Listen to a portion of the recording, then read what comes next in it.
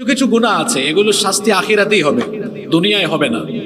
দুনিয়ায় এগুলোর শাস্তি আল্লাহ দিবেন না। আর কিছু কিছু গুনাহ এমন আছে অবশ্যই অবশ্যই এই গুনাহগুলোর শাস্তি আল্লাহ আগে দিবেন, তারপরে আল্লাহ আপনাকে মারবেন।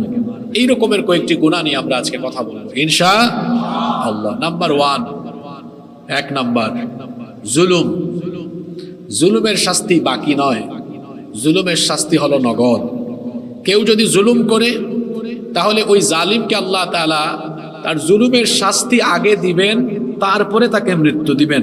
কথাগুলো কার বলেন তো? জুলুম শব্দটা বাংলা না ইংরেজি? সবাই বলেন।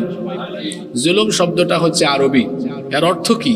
এর অর্থ হলো অন্যায়, অবিচার, কারো হক নষ্ট করে ফেলা, কারো উপর অনাচার করা, অবিচার করা, কারো উপর নিপীড়ন চালানো, অত্যাচার চালানো, এই সবগুলোই জুলুমের অর্থে ব্যবহার হয়।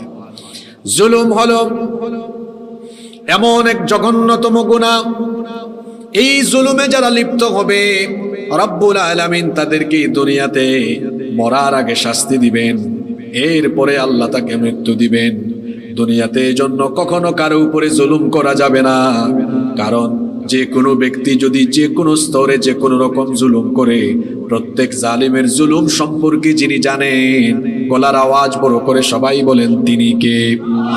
রব্বুল আলামিন কোরআনুল কারীমের 14 নম্বর সূরা, সূরা ইব্রাহিমের 42 নম্বর আয়াতে বললেন, ওয়ালা তাহসাবান্নাল্লাহু গাফিলান আম্মা ইয়ামালু الظالمون إنما يؤخرهم ليوم تشخص فيه الأبصار। আল্লাহ তাআলা বলছেন, জালিমরা যা জুলুম করে তাদের জুলুম সম্পর্কে যিনি ধারণা রাখেন তিনি হচ্ছেন আল্লাহ। জালেমরা যেন এই কথা মনে না করে যে তাদের জুলুম সম্পর্কে আল্লাহ বেখবর, তাদের জুলুম সম্পর্কে আল্লাহ জানেন না। কোন জালেম যেন এই কথা মনে না করে, কারণ জালেমদের জুলুমের খবর যার কাছে আছে, জোরে বলেন তিনি কে? তবে আল্লাহর একটা সুন্নত হলো, তিনি পাপ করলে, গুনাহ করলে সাথে সাথে কখনো শাস্তি দেন না, কারণ আমার আল্লাহর দয়ার পরিমাণ অনেক বেশি। আল্লাহ যদি গুনাহ করার পরে সাথে সাথে শাস্তি দিয়ে দিতেন, দুনিয়ার মানুষ 1 সেকেন্ডও বেঁচে থাকার কোনো সুযোগ পেত? আমার আল্লাহর দয়ার পরিমাণ অনেক বেশি। মানুষ ভুল করলে, পাপ করলে, গুনাহ করলে আল্লাহ তাকে সাথে সাথে শাস্তি দেন না। আল্লাহর একটা সুন্নত হলো, আল্লাহ তাআলা প্রত্যেককেই সময় দেন, সুযোগ দেন। এই সময় এবং সুযোগকে কাজে লাগিয়ে যারা নিজের ভুলগুলো বুঝতে পেরে তওবা করে, তাদেরকে যিনি মাফ করে দেন, জোরে বলেন তিনি কে? আর যারা সময় এবং সুযোগকে কাজে লাগায় না, সময় এবং সুযোগ পাওয়ার পরেও যারা এই সময় সুযোগের অপব্যবহার করে আরো বেশি অত্যাচারী, আরো বেশি অহংকারী হয়ে ওঠে, এরপরে আল্লাহ তাকে ধরেন। যখন আল্লাহ তাকে ধরেন তখন কিন্তু আর ছাড়েন। এই জন্য হাদিস শরীফে এসেছে, বুখারী এবং মুসলিম শরীফের হাদিস, আবু মুসা আল আশআরী রাদিয়াল্লাহু আনহু এই হাদিসের বর্ণনাকারী সাহাবী, তিনি বলছেন রাসূল করিম, আমরা সকলে বলি সাল্লাল্লাহু আলাইহি ওয়াসাল্লাম বলেছেন, ইন্নাল্লাহা লা ইউমলি লিয-যালিম, নিশ্চয়ই আল্লাহ তাআলা জালেমদেরকে ঢিল দেন, অবকাশ দেন, সময় দেন, সুযোগ দেন। সময় এবং সুযোগ দেওয়ার পরেও যারা জুলুমের উপরেই থাকে, জুলুমে মত্ত থাকে, জুলুম থেকে যারা বিরত হয় না, অতঃপর সময় সুযোগ দেওয়ার পরে জুলুম থেকে বিরত না হলে আল্লাহ একটা সময় তাদেরকে ধরে ফেলেন। আর আল্লাহর ধরা সহজ নয়, আল্লাহর ধরা হলো বড় কঠিন। এজন্য আল্লাহ কোরআনে কারিমে বলেছেন, ইন্না বাতুশা রাব্বিকা লাশাদীদ, নিশ্চয়ই তোমার রবের ধরা বড় কঠিন। এই হাদিসে এসেছে, আল্লাহর নবী বলেছেন, ফাইদা আখাযাহু লাম ইউফলিতহু, অতঃপর যখন তিনি ধরেন তখন তিনি ছাড়েন না। আল্লাহ ধরেন না, ধরেন না, ধরেন না, কিন্তু যখন আল্লাহ ধরেন তখন আর ছাড়েন না।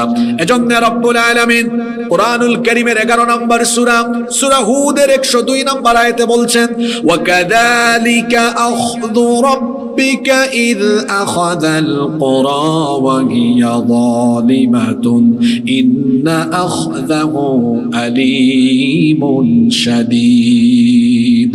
আল্লাহ তাআলা বলছেন, এইভাবে করে তোমার রব যখন কোন জনপদের জালিমদেরকে ধরেন, খুব ভয়ঙ্কর ভাবে, শক্ত ভাবে তাদেরকে পাকড়াও করেন। আর নিশ্চয়ই জেনে রেখো তোমার রবের ধরা বড় কঠিন। যখন তিনি ধরেন তখন ওই জনপদের জালিমদেরকে সমূলে 14 গোষ্ঠী সহ যিনি ধ্বংস করে দেন। গলার আওয়াজ বড় করে সবাই বলেন তিনি কে? এজন্য রব্বুল আলামিন কোরআনুল কারীমের 22 নম্বর সূরা সূরাতুল হজের 45 নম্বর আয়াতে বলছেন, ফাকাআইয়িম মিন ক্বরয়াতিন আহলাকনাহা ওয়া হিয়া যালিমাতুন ফাহিয়া খাওয়িয়াতুন আলা উরুশিহা ওয়া বিইরিম মুআত্তালাতিন ওয়া কসরিম মাশীদ। আল্লাহ তাআলা বলছেন, অতঃপর এমন বহু এলাকা আছে, বহু জনপদ আছে, যেই জনপদের অধিবাসীরা ছিল জালেম। তাদের জুলুমের কারণে আল্লাহ তাদেরকে যখন পাকড়াও করেছেন, তাদের ঘর বাড়ির ছাদগুলোকে মাটির সাথে মিশিয়ে দিয়েছেন। গোটা এলাকায় আল্লাহ এমন গজব দিয়েছেন, তাদের এলাকার কুয়াগুলোকে আল্লাহ পরিত্যক্ত বানিয়েছেন। আর তাদের সুউচ্চ সুরম্য অট্টালিকা প্রাসাদগুলোকে মাটির সাথে মিশিয়ে দিয়ে সেই সকল জালেমদের 14 গোষ্ঠীকে তিনি গজব দিয়ে দুনিয়া থেকে বিদায় করেছেন। তিনি কে?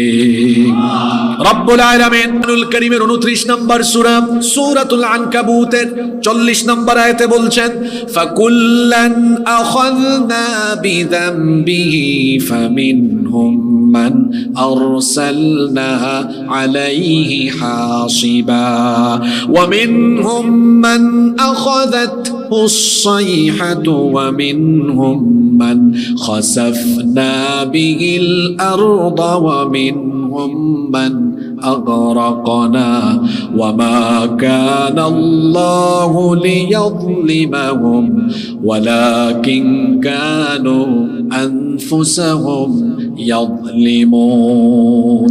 আল্লাহ তাআলা বলছেন, অতঃপর প্রত্যেককেই তাদের পাপের কারণে, জুলুমের কারণে আল্লাহ পাকড়াও করেছেন। আর আল্লাহ যখন ধরেছেন, আল্লাহ বলছেন, ফামিনহুম মান আরসালনা আলাইহি হাসিবা, কাউকে কাউকে তাদের জুলুমের কারণে আল্লাহ যখন তাদেরকে ধরেছেন, আসমান থেকে পাথর কুচির বৃষ্টি পাঠিয়ে, পাথর বৃষ্টি দিয়ে আল্লাহ তাদেরকে ধ্বংস করে দিয়েছেন।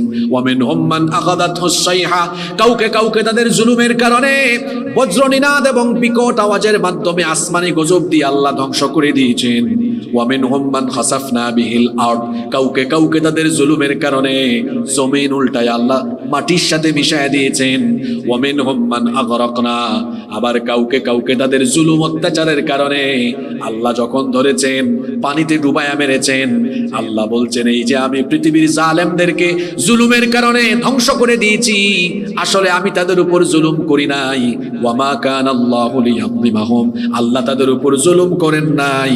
ওয়ালাকিন কানু আনফুসাহুম ইয়াযলিমুন, বরং তারা নিজেরা জুলুম করার কারণে আসমান জমিনের গজব দিয়ে তাদেরকে যিনি ধ্বংস করে দিয়েছেন। জোরে বলেন তিনি কে? সেই আল্লাহ বলছেন, আমি কখনো কোনো জালেমকে ছাড় দেই না, যারাই জুলুম করে তার জুলুমের প্রাপ্য আমি বুঝায় দেই। তবে আমি আল্লাহর দয়ার পরিমাণটা একটু বেশি, এই জন্য জুলুম করলে আমি সাথে সাথে শাস্তি দেই না। এটা হলো আল্লাহর সুন্নত। আল্লাহ বলছেন, কেউ যখন জুলুম করে তখন আমি তাকে একটু ঢিল দেই, অবকাশ দেই, সময় দেই, সুযোগ দেই। সময় সুযোগকে কাজে লাগিয়ে কেউ যদি জুলুম থেকে বিরত হয়ে যায় তাহলে তো ভালো, আমি আর তাকে গজব দেই না।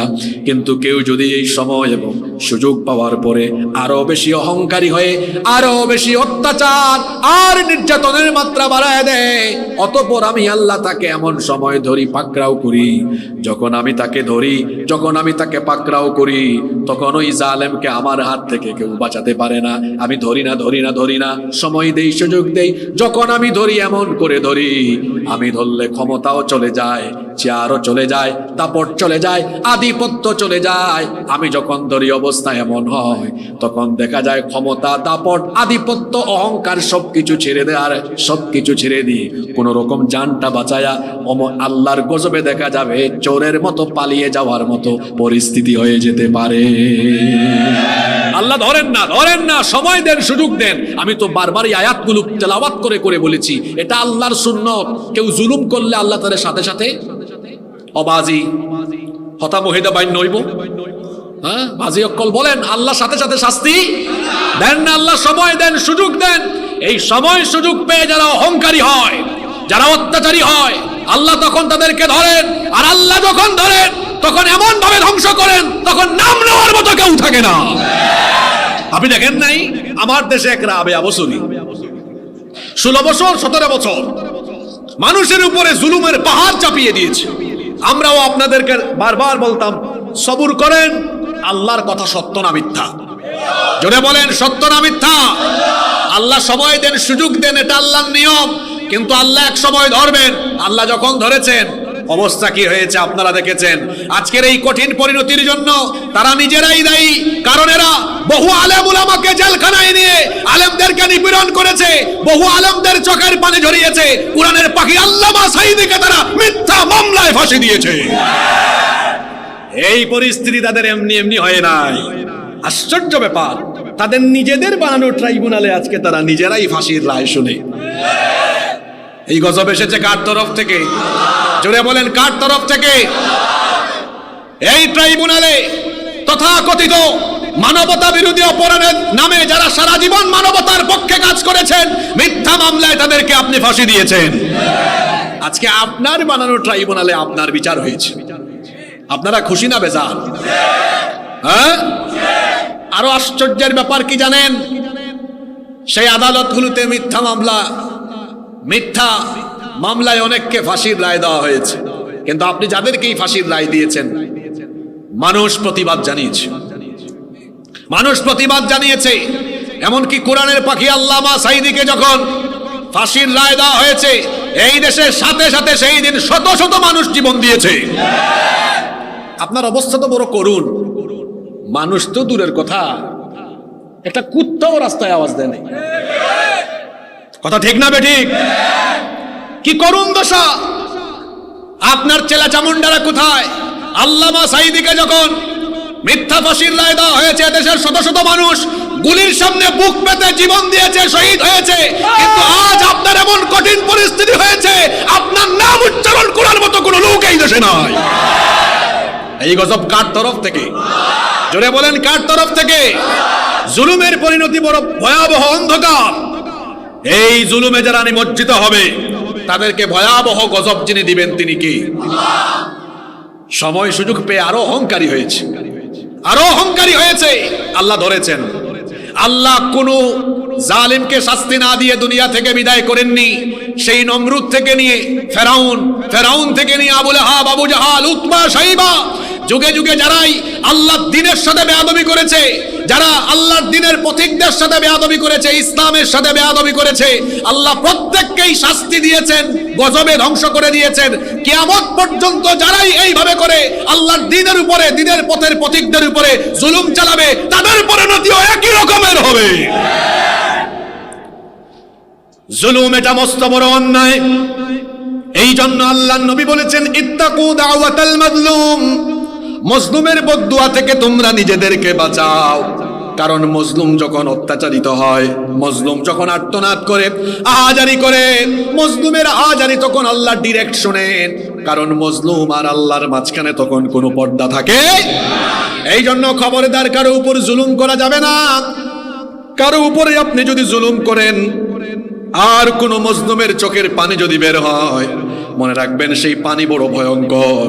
বন্যার পানি যেমন খড়কুটা ভাসিয়ে নেয়, ঠিক তেমনি ভাবে মজলুমের চক্ষু থেকে পানি বের হলে মজলুমের চোখের পানিতে জালেমের মসনদ ভেসে চলে যায়। মজলুমের চোখের পানি যখন বের হয়, সেই চোখের পানি জালিমের জন্য অভিশাপ হয়ে আল্লাহর গজব হয়ে ফিরে আসে। আর আল্লাহর গজব যখন আসে, তখন ওই জালেমদেরকে কেউ আর রক্ষা করতে পারে। আমরা যারা এখানে আছি, আমাদের জন্য এখানে একটা মেসেজ আছে, বার্তা আছে। আমরাও যেন কখনো কারো উপরে জুলুম না করি। এতদিন আপনি মাজলুম ছিলেন, এখন আবার জালিম হয়ে যায়েন না। কারণ জুলুম করলেই আপনাকে আবার শাস্তি দিবেন কে? জোরে বলেন কে? যেন খবরদার, কারো উপরে জুলুম করা যাবে না। কথাবার্তায়, আচার আচরণে কারো উপরে জুলুম করা যাবে না। আজকে আমরা বড় আশ্চর্য হই। আগের কথাগুলো এখন নতুন নতুন কিছু লোকদের মুখ দিয়ে যখন বের হয়, আমরা অবাক হই। আমরা অনুরোধ করছি, এসব কথাবার্তা বলা বন্ধ করেন, মুখে লাগাম দেন। যদি মুখে লাগাম না দিয়ে এরকম কথাবার্তা চালাতেই থাকেন, মনে রাখবেন, আল্লাহ সময় সুযোগ দিচ্ছেন বলে এত বেশি নিজেকে বিরাট কিছু ভাবার কারণ নাই। কারণ সময় সুযোগের অপব্যবহার করলে আবার আল্লাহ ধরে উচিত শিক্ষাও দিতে পারেন। আমরা আগেকার জালেমদের মুখে অনেক সময় শুনতাম, এরা আলেমদেরকে বলতো ধর্ম ব্যবসায়ী। এখন জায়গা হচ্ছে না, আপনারা একটু আগায় আসেন, একটু এগিয়ে আসেন, যারা দাঁড়িয়ে আছেন জায়গা করে দেন, আপনারাও ভেতরে ঢুকে যান, আমার দিকে তাকান। আগে আমরা শুনতাম, আগের লোকদের থেকে শুনতাম তারা আলেমদেরকে দেখতে পারতো না, দেখলেই মৌলবাদী, জঙ্গিবাদী, রাজাকার, স্বাধীনতা বিরোধী বলতো, ঠিক না ঠিক? এখন আবার নতুন কিছু লোকদের থেকে এগুলো শোনা যায়। আলেমদেরকে ধর্ম ব্যবসায়ী বলার আগে আয়নায় নিজেদের চেহারা দেখুন। আমাদেরকে কথা বলতে বাধ্য করবেন না। যদি আমাদেরকে কথা বলতে বাধ্য করেন তাহলে নিজেদের চলাফেরা আরো মুশকিল হয়ে যাবে। আপনি কাকে ধর্ম ব্যবসায়ী বলেন? আয়নায় গিয়ে নিজেদের চেহারা দেখেন। এই দেশে কোনো আলেমকে আপনি টাকা পয়সা অথবা নেতৃত্বের লোভনীয় প্রস্তাব দিয়ে তার ড্রেস, তার গেট আপ সেট আপ আপনি চেঞ্জ করাতে পারবেন না। আচ্ছা বলেন তো, কোনো আলেমকে যদি 10 কোটি টাকা দেন অথবা বলেন হুজুর আপনাকে এমপি বানায় দিব, শর্ত হলো আপনার জুব্বা টুপি এগুলো খুলে শার্ট প্যান্ট পরতে হবে, আর ক্লিন শেভ করে, আপনাকে দাড়ি ফেলে দিয়ে ক্লিন শেভ করে চলতে হবে, কোনো আলেম কি প্রস্তাব গ্রহণ করবে? জোরে বলেন। কিন্তু আমাদেরকে যারা ধর্ম ব্যবসায়ী বলে, ওদেরকে যদি বলেন ভাই আপনার ভুট বেড়ে যাবে, শুধু শার্ট প্যান্ট খুলে নিয়মিত পাঞ্জাবি আর টুপি পরা আরম্ভ করেন, ওরা পড়বে কিনা? আরে বাপ রে বাপ, কেউ কেউ তো ইলেকশন আসলে মাথা থেকে ঘুমের টাইমেও টুপি খুলে না। আমাদেরকে যারা ধর্ম ব্যবসায়ী বলে, ওদেরকে যদি আপনি বলেন ভাই এখন ভোট বাড়বে যদি আপনি নিয়মিত নামাজটা আদায় করেন, পড়বে কিনা? আর আমার দেশে তো ভোটের টাইম আসলে নামাজের সংখ্যা বাড়ে, এমনকি নামাজের ওয়াক্তের সংখ্যাও বাড়ে। নামাজ হলো 5 ওয়াক্ত, এটা ক্ষেত্র বিশেষে কখনো কখনো 7-8 ওয়াক্তও হয়। বলবেন কেমনে হয়? দেখবেন গ্রামের মসজিদগুলোতে এশার নামাজ একটু আগে ভাগে হয়, আর বাজারে কেন্দ্রীয় মসজিদে আরো 20-30 মিনিট পরে হয়। এক ক্যান্ডিডেট এসেছে গ্রামে গণসংযোগ করতে, গণসংযোগ করেছে, গণসংযোগ করে আজান হয়েছে, গ্রামে নামাজ আদায় করে ফেলেছে। এরপরে নামাজ শেষে যখন বাজারে ঢুকেছে, দেখে সেখানে এখনো একামত হচ্ছে। তার এক সাঙ্গপাঙ্গ বলতেছে, লিডার এখানে তো একামত হয়। কয় অসুবিধা নাই, যাদের অজু আছে নামাজে ঢুকো, যাদের অজু নাই অজু করে আবার নামাজে ঢুকো। একজন কয় লিডার কিছুক্ষণ আগে না নামাজ পড়লেন? এই চুপ, এখন ইলেকশনের টাইম বেটা, যতবার সুযোগ পাবি ততবার নামাজ পড়বি। আপনাদেরকে হাসানোর জন্য বলি না, এরকম হয় কি হয় না? আমাদেরকে ধর্ম ব্যবসায়ী বলার আগে আয়নায় নিজেদের চেহারা দেখুন। এদেশের আলেম উলামা কখনো ভোটের আশায়, টাকা পয়সার আশায়, ক্ষমতার নেশায় লেবাস বা সুরত পাল্টান না, বরং আমাদেরকে যারা ধর্ম ব্যবসায়ী বলেন, আমরা এবং এদেশের জনগণ আপনাদেরকে চিনে।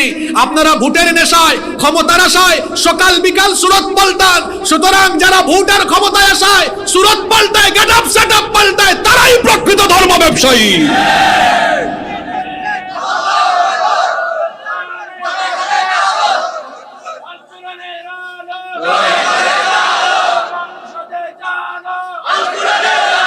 শুনেন বীর চট্টলাবাসী, শুনেন, এই বাংলাদেশের জমিন আগে চিনতে হবে। এই দেশে প্রতিদিন পূর্ব দিগন্তে সূর্য উঠে, পশ্চিম দিগন্তে অস্ত যায় আল্লাহু আকবারের মাধ্যমে। এখানে এতগুলো মানুষ এসেছে, কাউকে টাকা পয়সা দিয়ে আনা হয় নাই, সবাই নিজ নিজ জায়গা থেকে স্ব ইচ্ছায় এখানে এসেছে। আলেম উলামার শানে বেয়াদবিমূলক শব্দ চয়ন করে নিজেদের ব্যক্তিত্ব, নিজেদের দলের এবং নিজেদের ব্যক্তিত্ব কখনো কমাবেন না। এদেশের আলেমদের শানে যারাই বেয়াদবি করেছে, তারা চেয়ার হারিয়েছে, ক্ষমতাও হারিয়েছে। ওই টাকলা মুরাদের কথা আপনাদের মনে নাই? লতিফ সিদ্দিকীর কথা আপনাদের মনে নাই? সুতরাং এদেশে যারাই যে দলের রাজনীতি করেন, কিন্তু খবরদার এদেশের আলেম উলামার শানে বেয়াদবিমূলক শব্দ চয়ন করবেন না, আলেমদের সাথে বেয়াদবি করবেন না, ইসলাম নিয়ে আজে বাজে কথা বলবেন না, নইলে চেয়ারও যাবে, ক্ষমতাও যাবে। এদেশে আলেমদের সাথে বেয়াদবি করে কেউ তার চেয়ারে, কেউ তার ক্ষমতায় থাকতে পারবে না। কথাটা আবারও বলছি, এদেশের আলেমদের সাথে বেয়াদবি করে, ইসলামের সাথে গাদ্দারি করে কেউ ক্ষমতায় থাকতে পারবে না। এদেশের তাওহীদি জনতা উস্তা দিয়ে চেয়ার থেকে ফেলায় দিবে। ওই পাগলারে থামান। লোকে বলে তারে ফজু পাগলা। ওই পাগলারে থামান, তার মুখে লাগাম দিতে বলেন। হারুন পাগলাকে থামান। এরকম আরো যত পাগলা আছে সব পাগলাকে থামান, নইলে নিজেদের পরিস্থিতি নিজেরাই খারাপ করবেন। আমরা আলেমদেরকে ভালোবাসি সবাই মন থেকে, ঠিক না ঠিক? আমি বলছিলাম এই বার্তা আমাদের সকলের জন্য। আমরা কখনো কারো উপরে কথাবার্তায়, আচার আচরণে, উঠা বসায়, চলাফেরায় কারো উপরে জুলুম করব? কারণ জুলুমের শাস্তি বাকি না নগদ। অবাজি অক্কল, কি সমস্যা? ক্লান্ত হয়ে গেছেন নাকি? বলেন, জুলুমের শাস্তি বাকি না নগদ? এজন্য জুলুম করা যাবে। আজকে খুব জীবন ঘনিষ্ঠ এবং বাস্তবিক টপিক নিয়ে কথা হচ্ছে। এমন এমন গুনাহ যেগুলোর শাস্তি, জোরে বলেন, আবার বলেন, সবাই বলেন। নাম্বার 2, 2 নাম্বার যে পাপ করলে দুনিয়াতে আল্লাহ শাস্তি নগদ দিবেন, মরার আগে অবশ্যই আল্লাহ আগে শাস্তি দিবেন, তারপরে মারবেন। এই রকমের আরেকটা গুনার নাম হলো পিতামাতার অবাধ্য হওয়া, পিতামাতার সাথে অসদাচরণ করা, মা বাবাকে কষ্ট দেওয়া, মা বাবাকে আঘাত করা, মা বাবাকে অসন্তুষ্ট করা। আমার যুবক ভাইয়েরা, ছাত্র ভাইয়েরা ও আমার তরুণ ভাইয়েরা, ভালো করে শুনুন।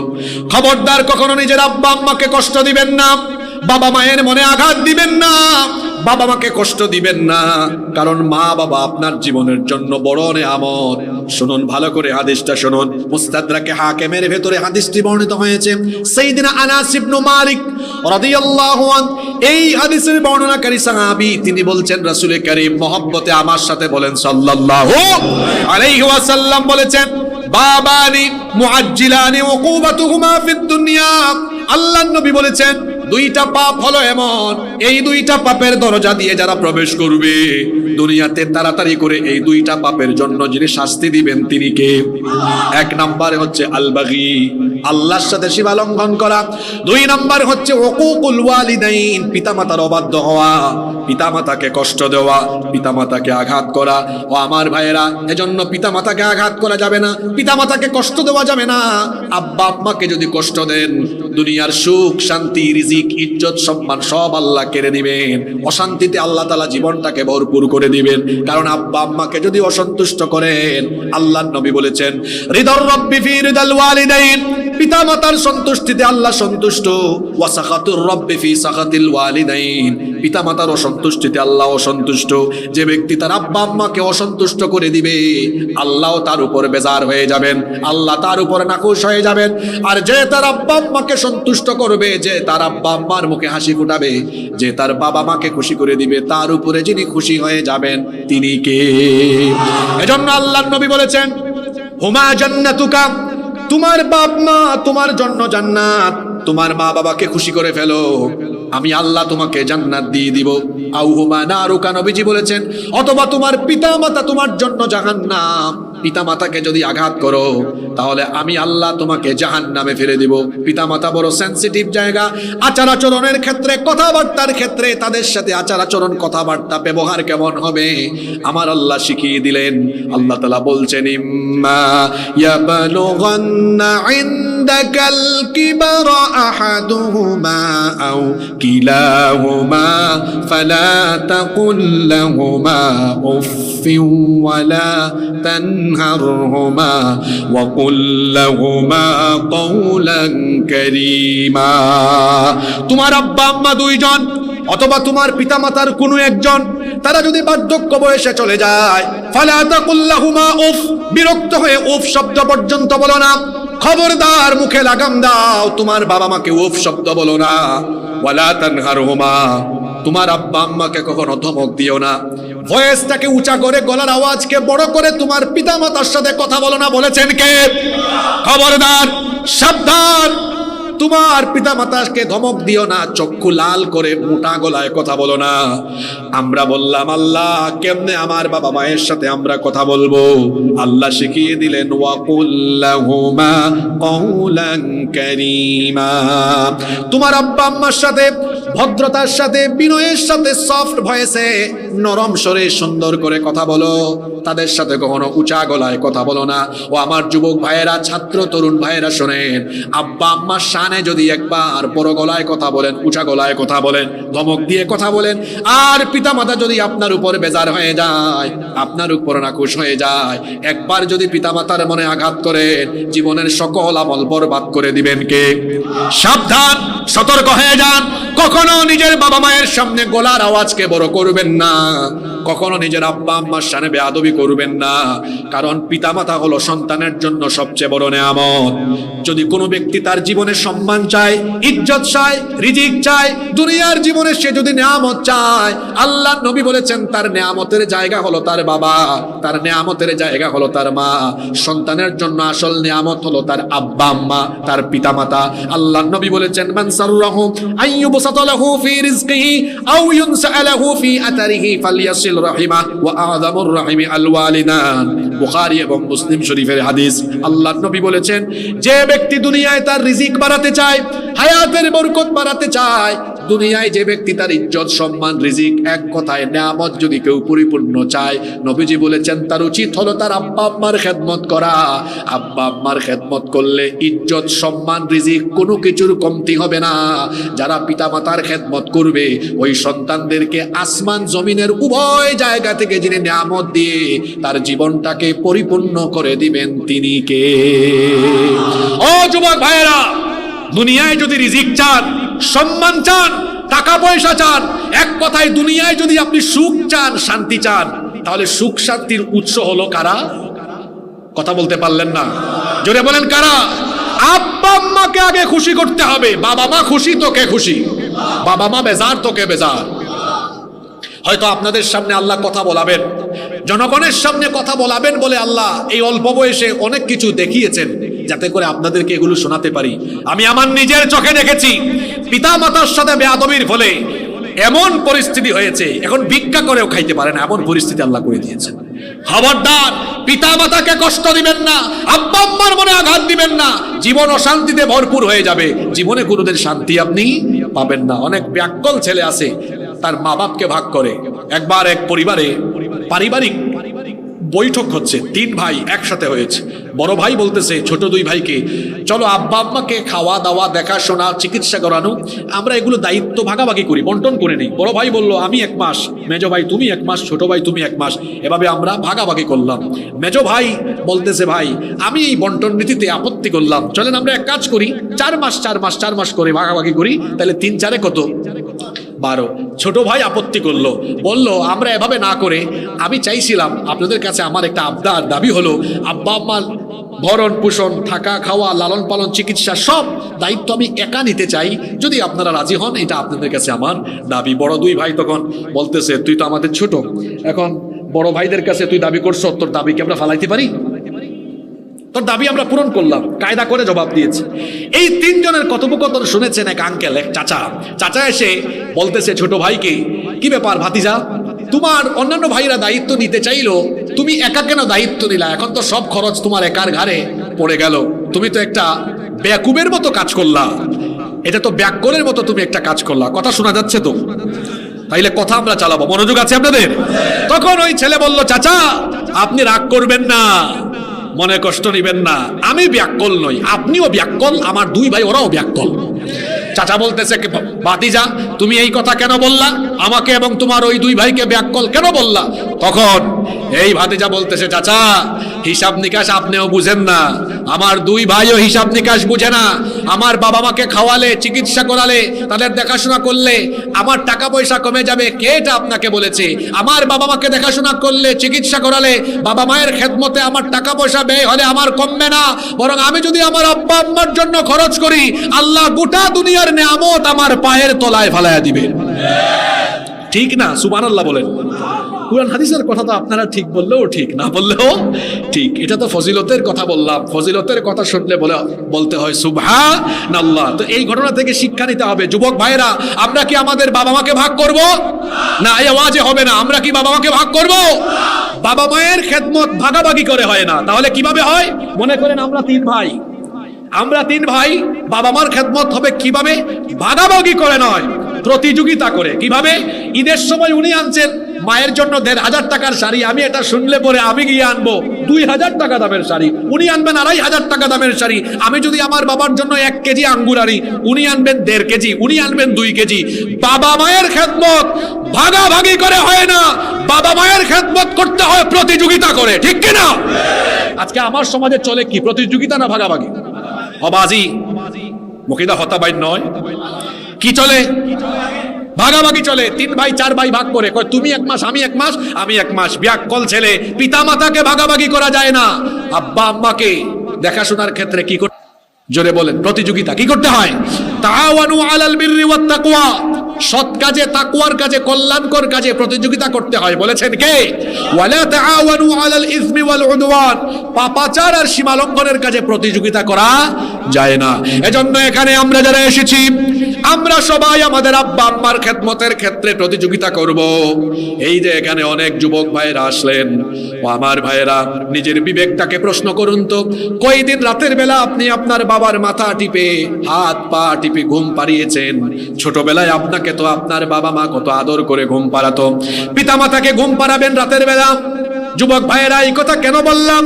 কারণ যখন মানুষের বয়স হয়ে যায়, তখন মানুষের শারীরিক সমস্যা বেড়ে যায়, ঘুমের পরিমাণটা কমে যায়, রাতের বেলা ঘুম আসে না, নানা রকমের অশান্তি। আপনি আপনার বাবার রুমে, মায়ের রুমে যান, গিয়ে বলেন বাবা, গিয়ে বলেন আব্বা, গিয়ে বলেন আম্মা, আপনার মাথাটা একটু টিপে দেই, আপনার হাতটা টিপে দেই, পাটা টিপে দেই। বাবা মা দুজনেই বারণ করবে, লাগবে না বাবা, তুমি গিয়ে ঘুমাও। তারপরেও যাবেন না, আপনি রুমে থাকেন। এরপরে বাবার মাথাটা টিপে দেন, হাত পা টিপে দেন। আপনার বাবা যখন চক্ষু বন্ধ করে ঘুমাবে, মনে মনে বলবে, আল্লাহ, কত শান্তির ঘুম আমার ছেলে আমাকে পাড়ায় দিচ্ছে। মাবুদ গো, আমার ছেলে, আমার সন্তান যেইভাবে করে আমাকে শান্তি দিল, এইভাবে করে দুনিয়া আখিরাতে আমার ছেলেকে তুমি শান্তি করে দিও। আল্লাহু আকবার। এইরকম যদি পিতামাতার দোয়া নিয়ে ফেলতে পারেন, দুনিয়া আখিরাত আপনার জন্য, দুনিয়া আখিরাত আপনার জন্য সফল হয়ে যাবে। দুনিয়ায় সফল, আখিরাতে সফল হয়ে যাবেন। কারণ আব্বা আম্মার দোয়া হলো এমন, আব্বা আম্মা যখন দোয়া করেন, এই দোয়া আল্লাহ ফিরায় দেন না, ডিরেক্ট যিনি কবুল করেন তিনি কে? আরো জোরে বলেন, তিনি কে? এই জন্য পিতা মাতার খেদমতের ক্ষেত্রে প্রতিযোগিতা করতে হবে, আব্বা আম্মার খেদমতে নিজেকে উজাড় করে দিতে হবে। সেই ছোটবেলার দৃশ্যগুলো আপনাদের মনে নাই? যখন আপনার বাবা বাজারে যেতেন, আপনি বায়না ধরতেন, আব্বা আমার জন্য এই জিনিসটা আনতেই হবে, ওইটা দিতেই হবে, ওইটা না দিলে হবে না, কত বায়না ধরতেন। এখন যে আপনার বাবা, আপনার মা বয়োবৃদ্ধ হয়ে গেলেন, আপনি বাজার থেকে আসার সময় তাদের জন্য আপনি কি আনেন? কই আপনি তো কিছু আনেন না। আপনি যে বিভিন্ন ব্যাগ ট্যাগ নিয়ে আসেন, বাবা মায়ের জন্য একটা আলাদা ব্যাগ আনবেন।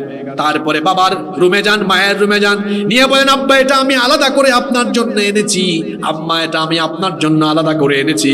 দেখবেন খুশি হয়ে যাবে। এখন শীতকাল আসতেছে, শীতের দিনে একটা সোয়েটার কিনেন, বলবেন হুজুর গত বছর তো দিয়েছি, তো কি হয়েছে, এখন এই বছর আবার দেন। একটা শাল আনেন, হাতের মোজা, পায়ের মোজা কিনে আনেন, প্রতি বছরই দেন, এই বছরও দিবেন। আলাদা করে রুমে নিয়ে যাবেন, নিয়ে আপনি নিজে পড়ায় দিবেন, বলবেন আব্বা এটা আপনার জন্য আনলাম, আম্মা এটা আপনার জন্য আনলাম, ঠান্ডা লাগে, পায়ে শীত লাগবে, আপনার জন্য এই 2 জোড়া 3 জোড়া মোজা আনলাম। নিজে একটু বাবা মায়ের পায়ের মধ্যে পড়ায় দেন।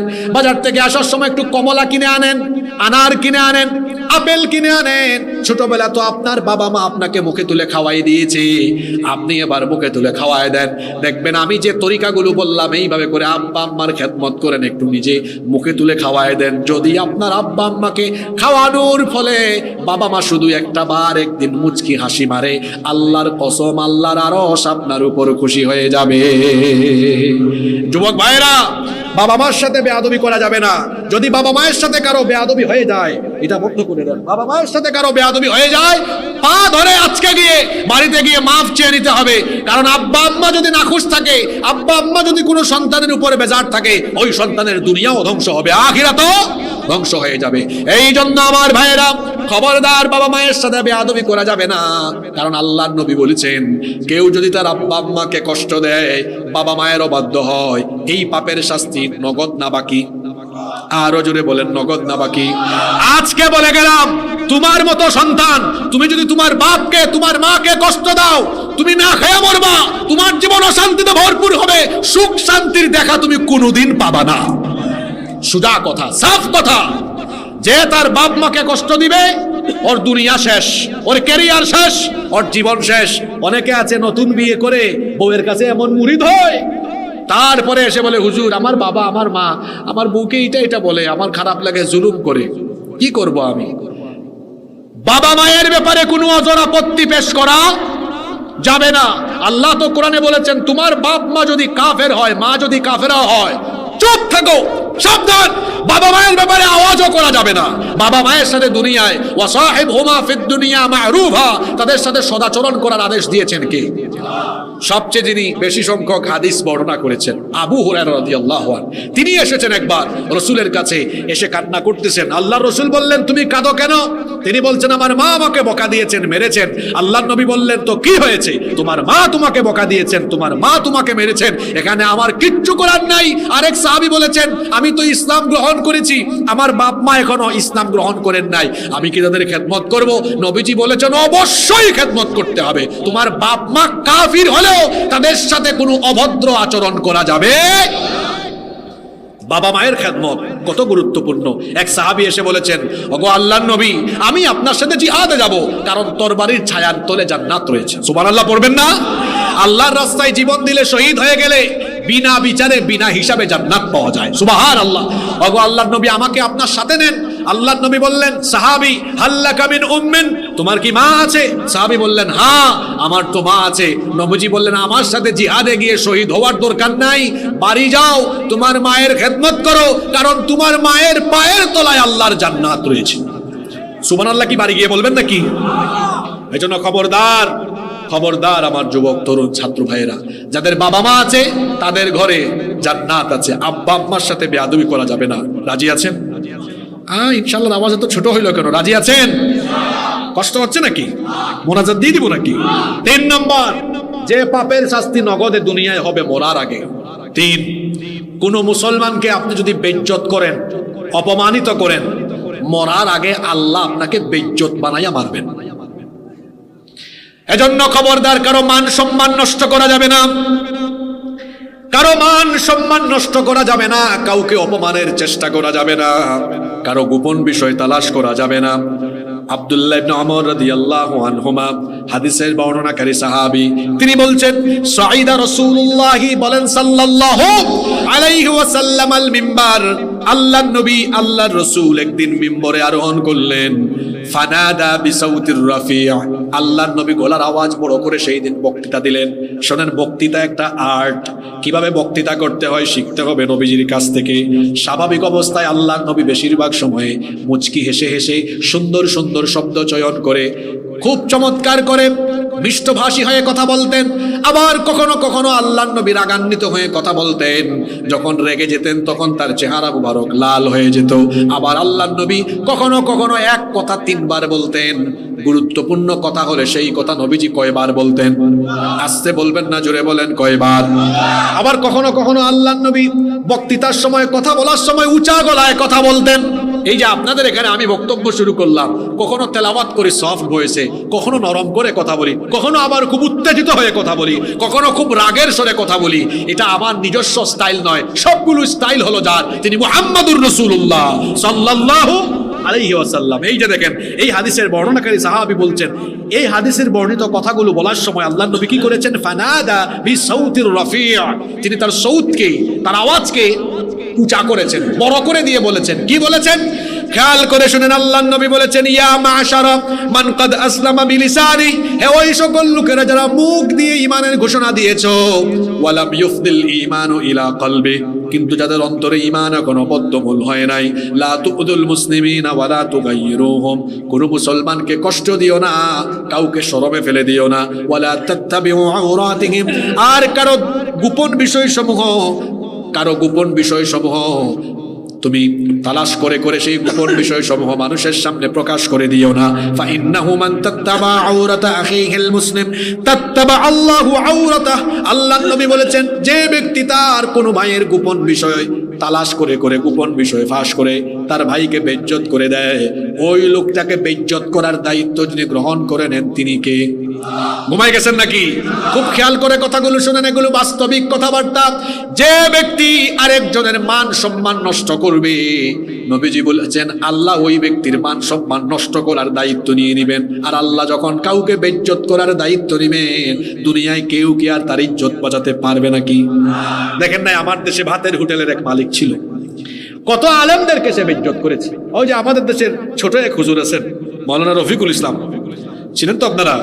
উনি একবার ফেসবুকে নিজে লিখেছেন, অনেক জায়গায় বলেছেন, তাকে একবার জেলখানার থেকে বের করে নিয়ে ঢাকায় এক রাস্তায় উলঙ্গ অশ্লীল উলঙ্গ কাপড় চুপড় ও উলঙ্গ অবস্থায় অশ্লীল অবস্থায় অনেক নারীদেরকে এনে তার পাশে রেখেছে।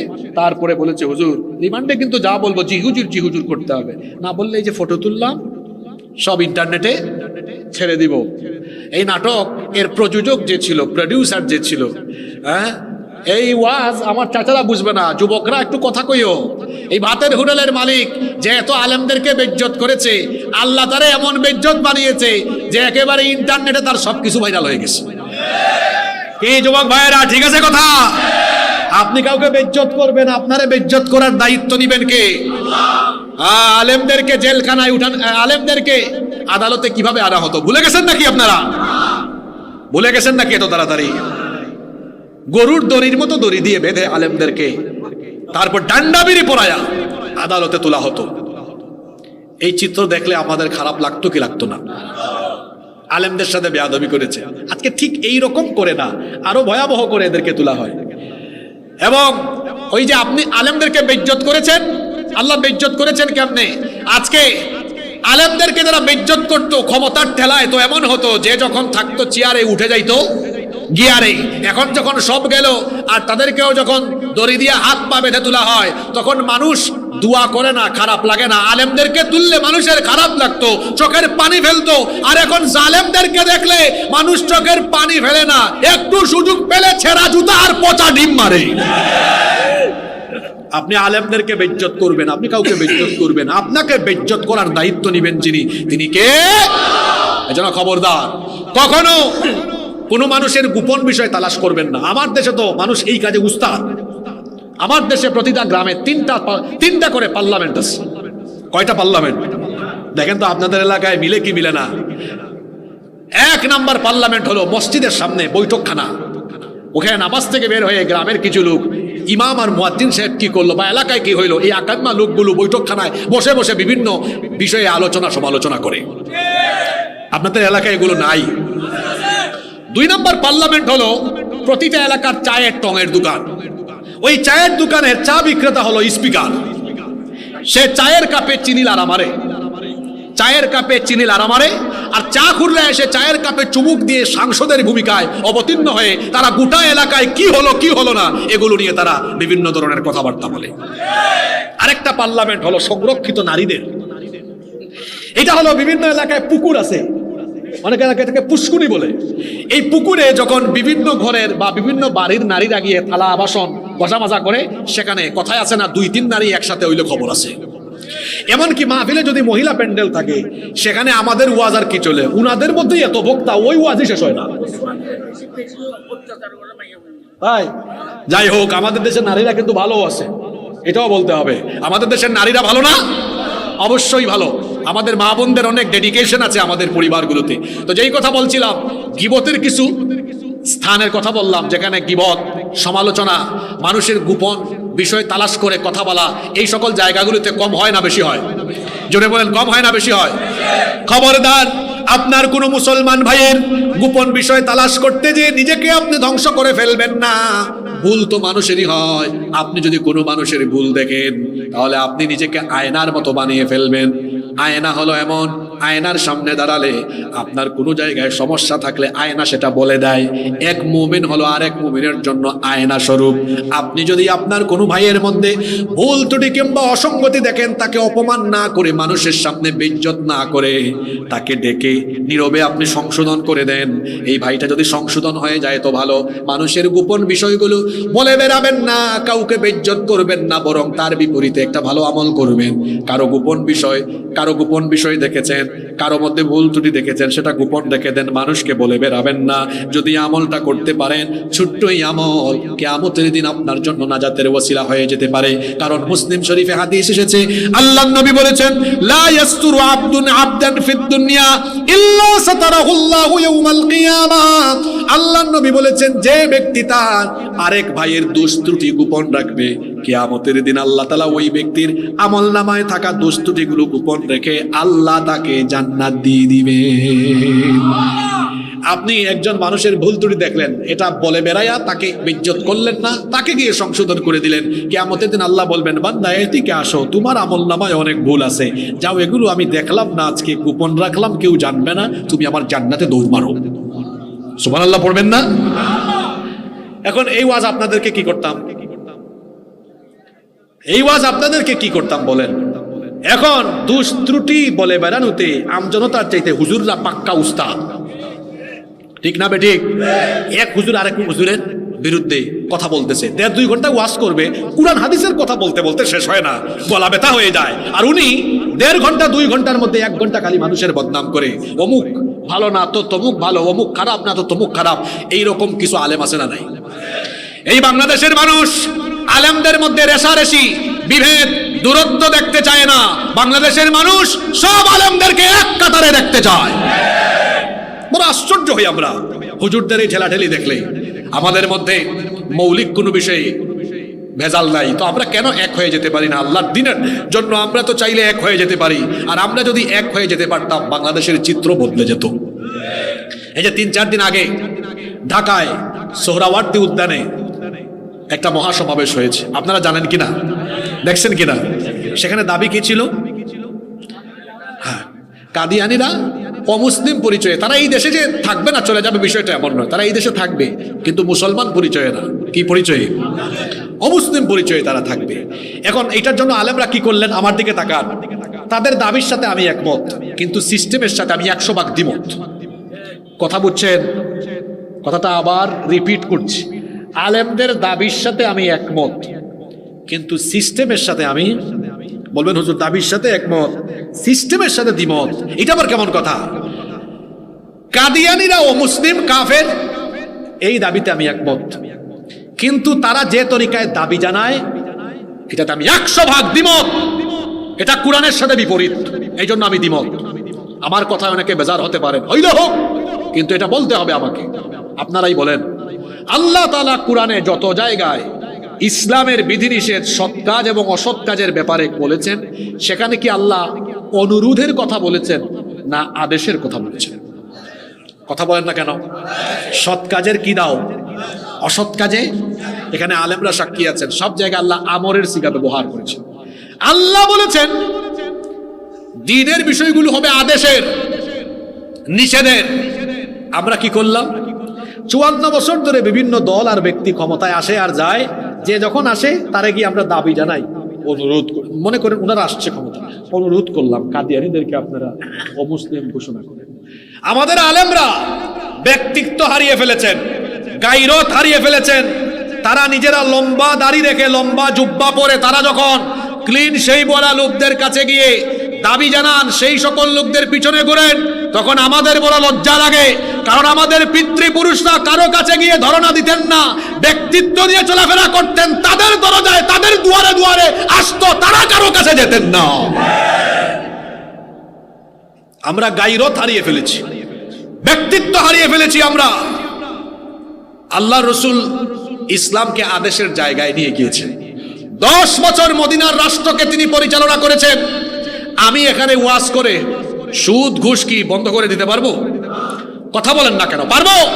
কিন্তু আমারে যদি জায়গা মতো রাখা হয়, এক সিগনেচারে আমি সব বন্ধ করে দিব। তাহলে বোঝা গেল সব জিনিস ওয়াজে হয় না, কিছু জিনিস পাওয়ারে হয়। এই জন্য আল্লাহর নবী ওয়াজও করেছেন, পাওয়ারের জায়গায় বসেছেন। আমি কেন আলেমদের দাবির সাথে একমত হয়ে সিস্টেমের সাথে দ্বিমত হলাম? তার কারণ হলো আমরা আপনাদের দিকে তাকিয়ে আছি। আপনারা বলবেন 54 বছরে বাংলাদেশে কেউ কাদিয়ানীদেরকে অমুসলিম ঘোষণা করছে না। আমরা দাবি জানিয়ে আস্তে আস্তে ক্লান্ত হয়ে গিয়েছি।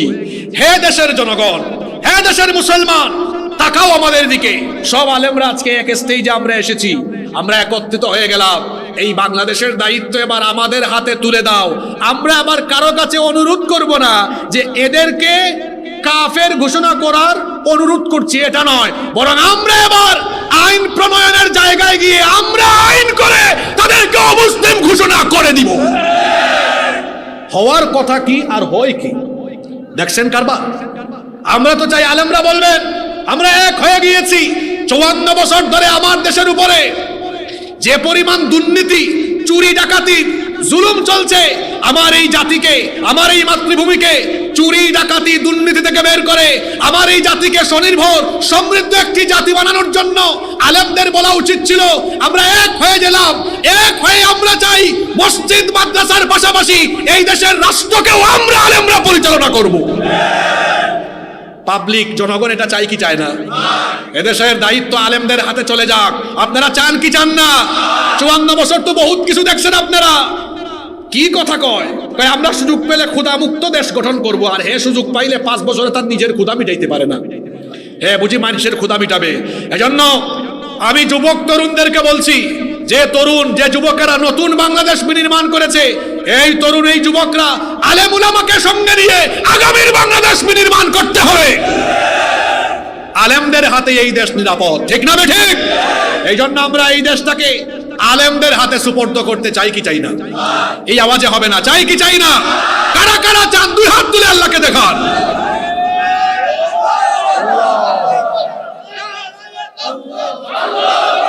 তবে তার আগে হাতগুলো নামান, আল্লাহ কবুল করেন। যুবকরা কি করে? হ্যাঁ, আমার এক চাচা, আমার বাপের বয়সী মানুষ, এই চাচা তো বয়সে বয়োবৃদ্ধ হলেও আমার তো মনে হয় উনি 30 বছরের যুবকের চেয়ে স্পৃহা উনার ভেতরে অনেক বেশি। যুবকরা ঘুমায় গেছো নাকি? হ্যাঁ, তোমাদের ব্যাপারে তো কিছু কথা আছে। তোমরা কি করো? তোমাদেরকে এখন কিছু লোক টাকা পয়সা দিয়ে, বেশি না, মাত্র 1500, আর তোমাকে পদ দিবে এই লোভ দেখায়া তোমার এসে ব্যবহার করে তার ক্ষমতায় যাওয়ার সিঁড়ি হিসাবে। তারপরে তোমারে নিয়ে যায় মোটরসাইকেল শুডাউনে, সামনে পিছনে তোমাকে রেখে এসে তোমাকে চামচার মতো ব্যবহার করে। আমি কথা এরকম কঠিন করেই বলি যাতে তুমি হেদায়াত প্রাপ্ত হও, তোমার মগজে যেন এগুলো লাগে। আমি তোমাকে জিজ্ঞেস করতে চাই, তোমার শরীরের ঘাম, তোমার রক্ত, তোমার শক্তি, তোমার সামর্থ্য, তোমার তারুণ্য আর যৌবন কি কোনো নেতা নেত্রীর চামচামি করার জন্য দেওয়া হয়েছে? তো তুমি চামচা হও কেন? You have to personality. তোমার ব্যক্তিত্ব থাকা দরকার। বি এ প্রেস্টিজিয়াস পারসন, ব্যক্তিত্ববান হও। যুবক ভাইরা তাকিয়ে দেখেন, আমার শরীর থেকে ঘাম বেরোচ্ছে, কোরআনের কথা বলতে গিয়ে ঘাম বেরোচ্ছে, আরো ঘাম দিতে আমি রাজি, কিন্তু আমার কেউ আব্বা ডাকলেও তার সামনে পিছনে নিয়ে আমার শরীরের 1 ফোঁটা ঘামও বের করাতে পারবে না। আব্বা ডাকলেও পারবে না, কারণ আমার শরীরের প্রতি ফোঁটা ঘাম মহামূল্যবান। এটা আমি দুনিয়ার কোনো তথাকথিত ব্যক্তির জন্য দিতে পারবো না। তবে হ্যাঁ, আমার শরীরের শুধু ঘাম নয়, আমার শক্তি, সামর্থ্য, তারুণ্য, যৌবন, রক্ত, জীবন আল্লাহর জমিনে আল্লাহর দ্বীন কায়েমের জন্য আমরা উৎসর্গ করে দিব। এই জন্য যুবকদেরকে সিদ্ধান্ত নিতে হবে, আলেম উলামা যেই দিকে আমরা আসি, বের হওয়ার পরে তার শরীরে কিসের গ্রাম? জোরে বলেন। আরেক লোক বিড়ি সিগারেট খায় না, কিন্তু হাত ফেলে কিসের গ্রাম? সুবহানাল্লাহ, দেখছেন কারবার? এই লোক আছে না, ঘুমাই গেছে, আল্লাহ ভালো। বিড়ি ঘুরের সাথে হাত মিলাইছে। কি ও সেক্রেটারি ভাই, শরম পাইছে কেন? কিসের গন্ধ লাগলো? আল্লাহ নেক হায়াত দান করেন, বলেন আমিন। দেখেছেন কারবার? আপনাদেরকে বসায় নিজে ঘাসের মধ্যে বসে গিয়েছে, আল্লাহকে দিনের জন্য কবুল করেন। তো বিড়ি ঘুরের সাথে হাত মিলাইছে, হাতে কিসের গান? বিড়ির গান। এই উদাহরণ কেন দিলাম? আতরওয়ালার সাথে থাকলে আতরের গান, বিড়ি ঘুরের সাথে থাকলে বিড়ি ঘুরের গান। যুবক ভাইয়েরা, বেনামাজি, বেঈমান, দুর্নীতিবাজ, চোর, ডাকাত, সন্ত্রাসীর সাথে চলাফেরা করো না। ওই সন্ত্রাসী তোমাকেও এক সময় সন্ত্রাসী, চোর, ডাকাত, দুর্নীতিবাজ বানিয়ে দিবে। বরং এদেরকে বাদ দিয়ে আলেম উলামাদের সঙ্গে সাথী হয়ে যাও, তাহলে নামাজ, কোরআন, হাদিস আর আল্লাহর দ্বীনের রঙে জীবন যখন রঙিন হয়ে যাবে, দুনিয়াও সফল, আখিরাতও সফল। ঠিক না ঠিক? এই জন্য তথাকথিত সব কিছু বাদ দিয়ে আমরা আলেম উলামার সাথে থাকবো। নাকি রাজি নাই আপনারা? আলেম উলামা যেই দিকে আমরা আছি, কোরআন হাদিস যেদিকে আমরা আছি, কোরআন সুন্নাহ ইসলাম নাই যেখানে আমরা নাই, এই যুবকরা যদি আলেম উলামাদের সঙ্গী হয়ে যায়, এই বাংলাদেশ পরিবর্তন হয়ে যাবে। এই বাংলাদেশকে পরিবর্তনের জন্য যুবকদেরকে এগিয়ে আসতে হবে। এই যুবকরা এগিয়ে এসেছে বলেই 24-এ নতুন বাংলাদেশ আপনারা পেয়েছেন। এখন যদি যুবকরা আবার দিনের ঝান্ডা নিয়ে এগিয়ে আসে, এই বাংলাদেশ ইসলামের বাংলাদেশ হয়ে যাবে ইনশাআল্লাহ। কষ্ট হচ্ছে আপনাদের? তাহলে আমি 3টা পাপের কথা ইতিমধ্যে বলে ফেলেছি। এগুলোর শাস্তি বাকিতে না নগদে? 1 নাম্বার কি বলেছিলাম? জুলুম। 2 নাম্বার পিতামাতার সাথে বেয়াদবি করা। 3 কোন মুসলমানকে অপমান করা। 4 নাম্বার, এই যুবক ভাইয়েরা আছেন নাকি? এটা স্পেশালি যুবক ভাইদের জন্য এই পয়েন্ট। 4 নাম্বার, জিনা ব্যভিচারে কেউ যদি মত্ত হয়, জিনার সাগরে কেউ যদি ডুব দেয়, মনে রাখতে হবে দুনিয়াতে মরার আগে আল্লাহ তাকে বিভিন্ন রকমের শাস্তি দিয়ে দিবেন। আহারে, আজকে আমার যুব সমাজ, আজকে আমার যুবক ভাইদেরকে নষ্ট করার জন্য জিনার শয়তানি উপাদানের পরিমাণ সমাজের মধ্যে কম না বেশি? এই যে আমার দিকে তাকান, হাতের মধ্যে এটা কি? আজকে আমার যুবকদের চরিত্র নষ্ট করার জন্য শয়তানি যত উপকরণ আছে, তার মধ্যে 1 নাম্বার শয়তানি উপকরণের নাম হলো। কারণ এখন এই যুবকেরা মোবাইলের প্রতি এত আসক্ত, এরা রাত 3টা-4টা পর্যন্ত মোবাইলের মধ্যে তাহাজ্জুদ পড়ে। 3টা-4টা পর্যন্ত। আরে ক্যামেরা তো জায়গা মতো চলে গেছে দেখি, আমি তো সব খেয়াল রাখি। কিও ভাই সাহেব, সভাপতি, আপনি ওনার দিকে ক্যামেরা এমনি করে ধরলেন কেন? হ্যাঁ যুবক ভাইয়েরা, রাত 3টা-4টা পর্যন্ত মোবাইলে কি চলে? এখন অনলাইন জুয়া বের হয়েছে, অনলাইন জুয়া। এরা অনলাইনে জুয়া খেলে। আমি জানি তো রাতে কারা ঘুমায় না, আমি চেহারা দেখে দেখে বলে দিতে পারবো। 18 বছরের ছেলে, মাথার চুল অর্ধেক পেকেছে, ও কিন্তু রাতে মোবাইলে পড়ে থাকে। এদেরকে দেখলে আমার বড় মায়া হয়। আপনার গাল তো বড় নাদুস নাদুস, দেখছেন? কিন্তু 18-19 বছর ও সারা রাত 3টা-4টা পর্যন্ত মোবাইলে তাহাজ্জুদ পড়ে, গালের 2 পাশের মাংস হাড্ডির চিপার ভিতরে ঢুকে গেছে একেবারে এমনি। দেখলে মনে হয় কি যে টানে আল্লাহ জানে। আছে না নাই? এখানে কষ্ট হচ্ছে নাকি আপনাদের? এখানে যাদের বয়স 50-এর বেশি, হ্যাঁ যুবক ভাইয়েরা শুনেন, যাদের বয়স 50-এর বেশি, এই যে আমার এক বাবা একটু আগে দাঁড়াইছেন, ওনার বয়স অনেক বেশি। ওনাদের চেহারা দেখেন এখনো কত সুন্দর, নাদুস নুদুস। কেন? ওনারা যখন আমাদের এই যে ছিলেন, মানে আমাদের মতো ইয়াং ছিলেন, 18, 20, 22 বছরের, তখন রাত 3টা-4টা পর্যন্ত জেগে থাকার শয়তানি কোনো উপাদান উনাদের যৌবনের জামানায় ছিল নাকি? আপনাদের যৌবনের জামানায় ছিল মোবাইল নাই, ইন্টারনেট নাই, টিভি নাই, ভিসিডি নাই, কিচ্ছু নাই। এই জন্য উনারা যখন জোয়ান ছিলেন, যুবক ছিলেন, সর্বোচ্চ রাত 8টা-9টা, আর জেগে থাকার তো কোনো উপাদান হাতে নাই। কেউ কেউ বই পড়ছে, নইলে কি করছে? ঘুমাই গিয়েছে। এই জন্য চেহারা সুবহানাল্লাহ কি সুন্দর। আর এখন রাত 4টা হয়ে যায়, মোবাইলের ভিতর ঢুকতে ঢুকতে মনে হয় এখনই ঢুকে যাবে ভিতরে। মোবাইলে অনলাইন জুয়া খেলে, গুগল শরীফে গিয়ে পর্নো সাইটে ঢুকে, ইউটিউব শরীফে গিয়ে আজে বাজে ভিডিও দেখে, অনেকে আবার ফেসবুকের মধ্যে ঢুকে সুন্দরী কোনো জরিনা সকিনার প্রোফাইল দেখলে ওখানে একটু ঢুকে, তারপর একটু মেসেঞ্জারে গুতা মারে। আমার যুবক ভাইয়েরা, ফেসবুকে কোনো জরিনা সকিনা দেখে পাগল হয়ে যায় না, কারণ ফেসবুকের এডিটিং চেহারা আর বাস্তবের চেহারা মিল নাও থাকতে, অনেকের চেহারা সোশ্যাল মিডিয়াতে খুব সুন্দর, খুব সাদার সাদা, বাস্তবে মনিটরের মতো কালা। আছে না নাই? এজন্য যুবক ভাইদেরকে বলছি, ফিতনায় পড়ো না। আর কোরআনে আল্লাহ বলেছেন, শয়তানের একটা দায়িত্ব হলো সে অসুন্দরকে সবসময় সুন্দর হিসাবে চোখের সামনে প্রেজেন্ট করে। এটা শয়তানের কাজ। কার কাজ? যুবক ভাইদেরকে বলছি, জিনা ব্যভিচারের মত্ত হয় না, কারণ জিনা ব্যভিচারের শাস্তিগুলোও নগদ। বলবেন হুজুর নগদ কেমনে? তোমার আর কেমনে বুঝাইতাম? তুমি যে জিনা ব্যভিচারের সাগরে ডুব দিয়ে রাত 3টা 4টা পর্যন্ত অশ্লীলতা বেহায়াপনা জিনার সাগরে ডুবে থাকো, তোমার যৌবন তো নষ্ট হয়ে যাচ্ছে, বিয়ের আগেই তোমার ব্যাটারি ফিউজ। আজকে সমাজে পরকীয়া কেন বেড়ে যাচ্ছে? সব কথা এখানে বলা যাবে না, বাচ্চারাও সামনে আছে, এডাল্ট মানুষ আপনারা বুঝেন। জেনা ব্যভিচার বেড়ে যাওয়ার কারণে দাম্পত্য কলহ বেড়ে যাচ্ছে, পরকীয়া বেড়ে যাচ্ছে। ও আমার যুবক ভাইয়েরা, 3টা 4টা পর্যন্ত মোবাইল ব্যবহার করা যাবে না। মোবাইলটা রাতের বেলা রেখে দাও, পারলে রাতের বেলা কয়েক রাকাত তাহাজ্জুদ আদায় করে তারপরে ঘুমাও। মোমেন বান্দারা, আল্লাহর প্রিয় বান্দারা রাতের বেলা মোবাইল চালায় না। আল্লাহ তাআলা সূরা ফুরকানের মধ্যে বলছেন, ওয়াল্লাযীনা ইয়াবিতুনা লিরাব্বিহিম সুজদাও ওয়া কিয়ামা। মোমেনরা রুকু সাজদা দিয়ে রাত কাটিয়ে দেয়, মোবাইলের মধ্যে সময় কাটায় না। রাতের আধারে যারা সিজদাতে রয়, দু চোখের অশ্রুতে নদী যেন বয়। রাতের আধারে যারা সিজদাতে রয়, দু চোখের অশ্রুতে নদী যেন বয়।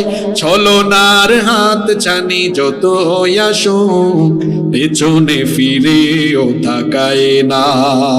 যাদের হৃদয়ে আছে আল্লাহর ভয়, তারা কবু পথ ভুলে যায় না।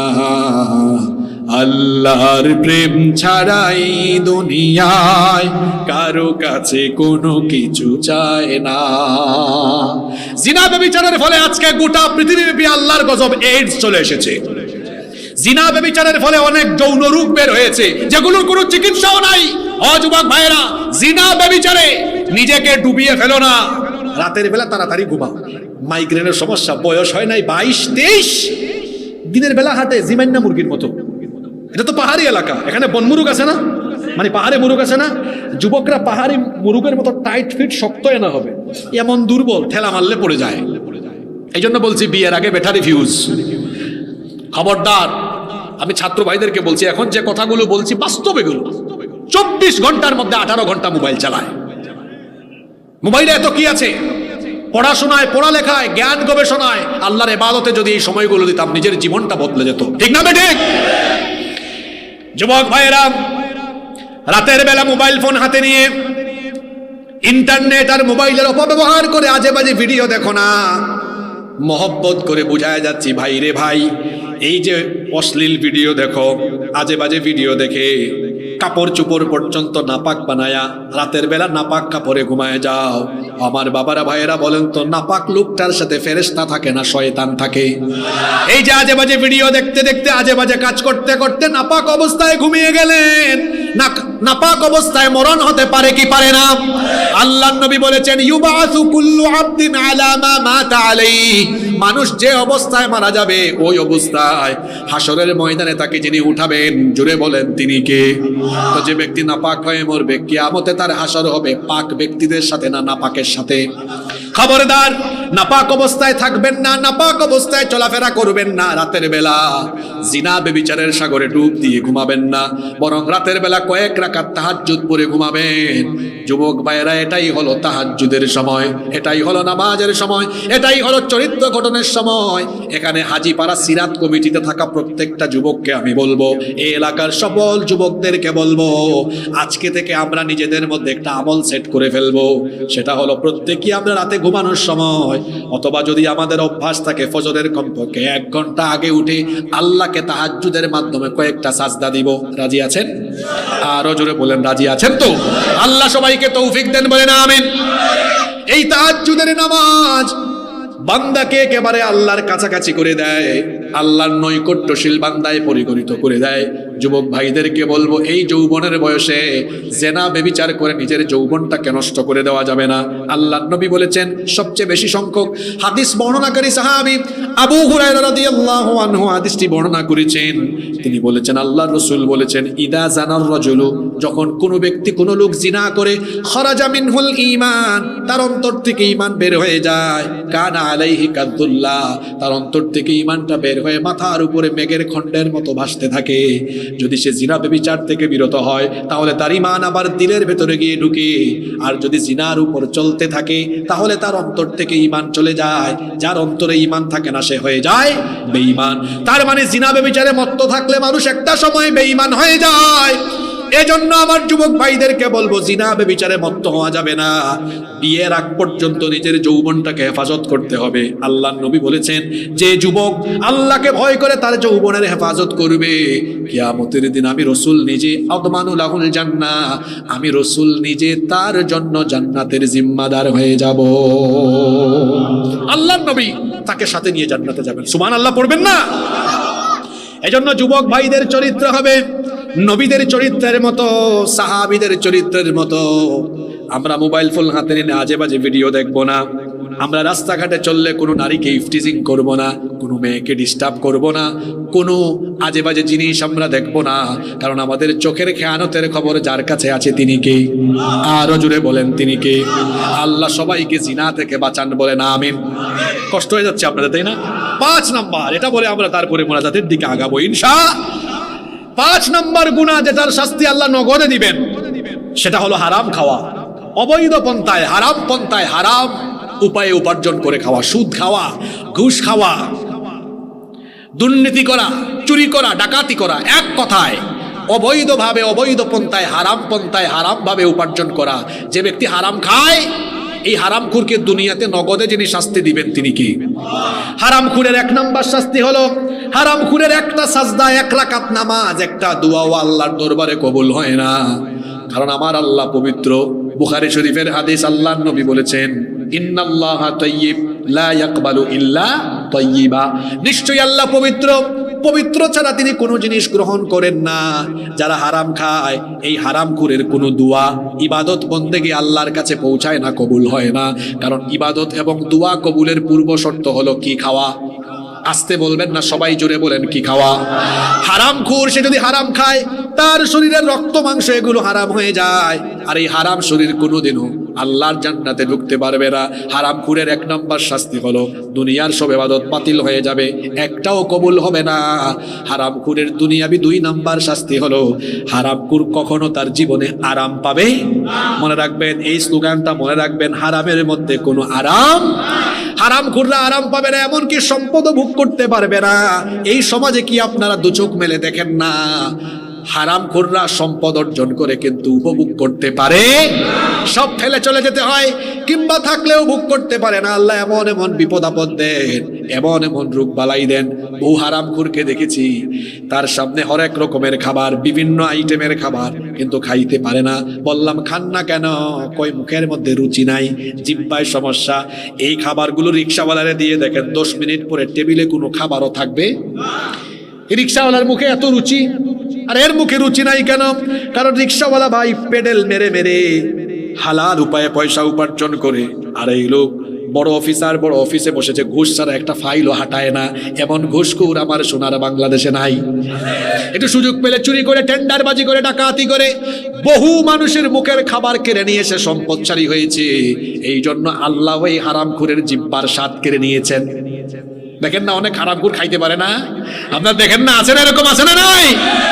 এই হারামখোরের জিহ্বার স্বাদ আল্লাহ কেড়ে নিয়েছেন, কারণ ওই ব্যক্তি তো বহু মানুষের খাবার কেড়ে নিয়েছে। আর আরেকটা জিনিস মনে রাখবেন, সাদা কাপড়ে দাগ লাগলে যেমন দেখা যায়, ঠিক তেমনি যারা হারামখোর তাদের চেহারা সুরতে হারামের চিহ্ন ফুটে ওঠে।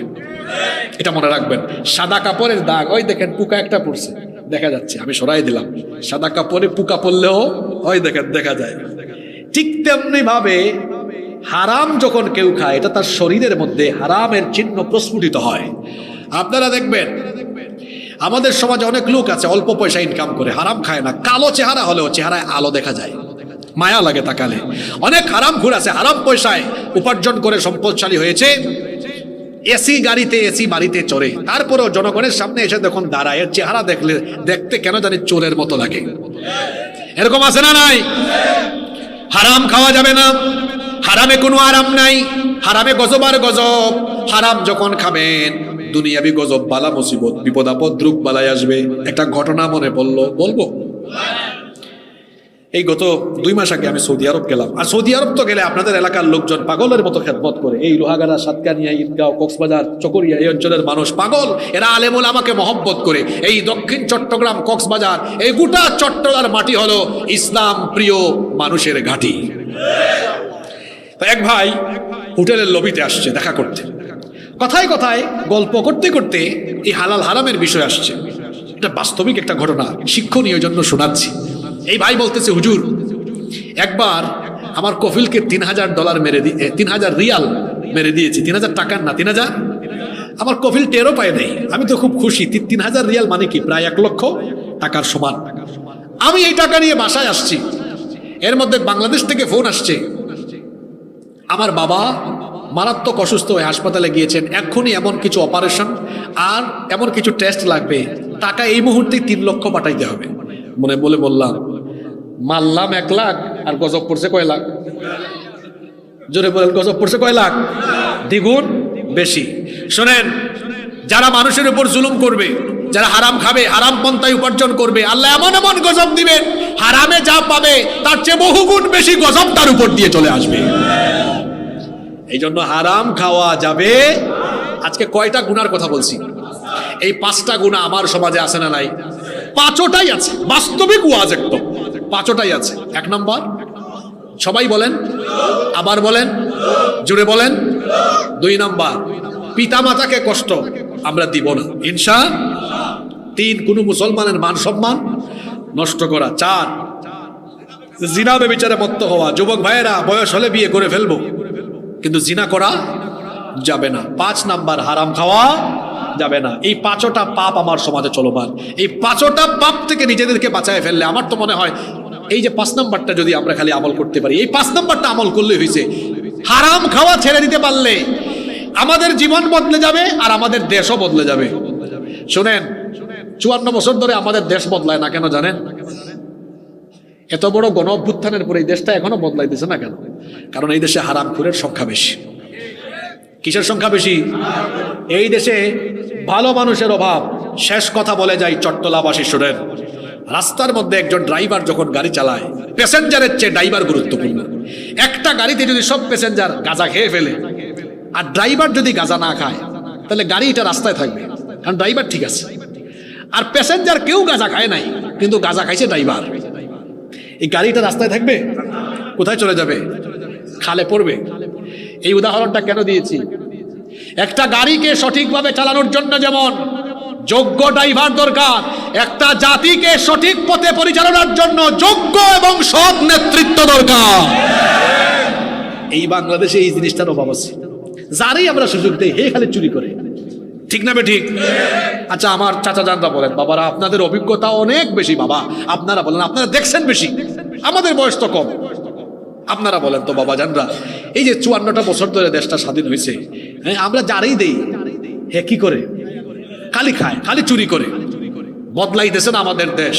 এই জন্য বলেছি 5 নাম্বার পয়েন্টটা যদি শুধু আমল করা যায়, আমাদের ব্যক্তি জীবন বদলাবে, পরিবার বদলাবে, এই ঈদগাঁও বদলাবে, ইসলামাবাদ, এই ইসলামপুর বদলাবে, গোটা বাংলাদেশ। যদি রাষ্ট্রের দায়িত্বে থাকা লোকরা, আমার আগের ভাই আমানতদারি তার ওয়াজ করেছে, কি সুন্দর কথা বলেছেন তিনি, যদি এরা আমানতদার হয় আর এরা হারাম খাওয়া বাদ দেয়, শেষ, বাংলাদেশ পরিবর্তন হয়ে যাবে। হবে কিনা? হবে। এখন হ্যাঁ তো দেখা যায় যে আমরা যাদেরকেই দেই, যাওয়ার আগে যা, যাওয়ার পরে তা তা নাকি আরো বেশি? যদি বলুন, সম্পদ কম না বেশি? একটা ঘটনা বলে তারপরে শেষ করুন। ওমর ইবনে খাত্তাব রাদিয়াল্লাহু আনহু, তিনি অর্ধ পৃথিবী শাসন করেছেন। সেই সময় তো এরকম ইলেকট্রিক্যাল লাইট ছিল না, বিদ্যুৎ ছিল না, মোমবাতির আলো জ্বালিয়ে কাজ করছেন। তার কিছু আত্মীয় স্বজন দেখা করতে এসেছেন, দরজায় এসে অনুমতি চেয়েছেন, তিনি বলেছেন দাঁড়াও, এখন আসিও না। তার সামনে থাকা মোমবাতির আগুন ফু দিয়ে নিভালেন, নতুন আরেকটা মোমবাতিতে আগুন ধরালেন, বলেন এবার আসো। এরা এসে বলল, আমিরুল মুমিনিন, মোমবাতি তো একটা ধরানোই ছিল আগুন, এটা নিভাই আরেকটা জ্বালাইছেন কেন? তিনি বললেন, তোমরা আসার আগে যাদের দায়িত্ব পালন করছি ওই জনগণের টাকায় কেনা মোমবাতির আগুন জ্বালিয়ে জনগণের কাজ করতেছিলাম। তোমরা তোমার আত্মীয় স্বজন আসছো এখানে ব্যক্তিগত কথা বলবা, মানুষের টাকায় জনগণের টাকায় কেনা মোমবাতির আলো জ্বালাইয়া ওমর ব্যক্তিগত কথা বলবে, কিয়ামতে তো ওমর আসামি হবে। এই জন্য আল্লাহর কাছ থেকে বাঁচার জন্য আমি ওমর জনগণের টাকায় কেনা মোমবাতির আগুন সতর্ক হয়ে নিভায় দিয়ে নিজের টাকায় কেনা মোমবাতির আগুন এখন জ্বালিয়েছি। এমন যদি হতো আমার দেশের শাসক হতো ওমরেরই মতো হতো, আবু বকরের মতো। আপনারা চান কি চান না?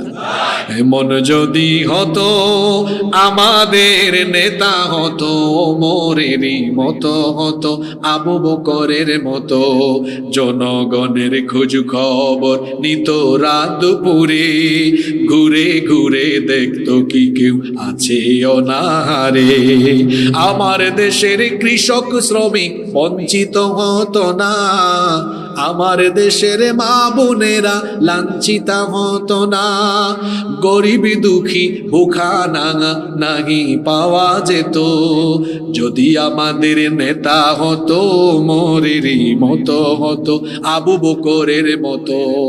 আমরা চাই কি চাই না? এজন্য আগামীর বাংলাদেশকে আমরা আলেম উলামার নেতৃত্বে পরিচালিত বাংলাদেশ দেখতে চাই কি চাই না? আল্লাহ সবাইকে আলেমদের সাথী বানায় দাও।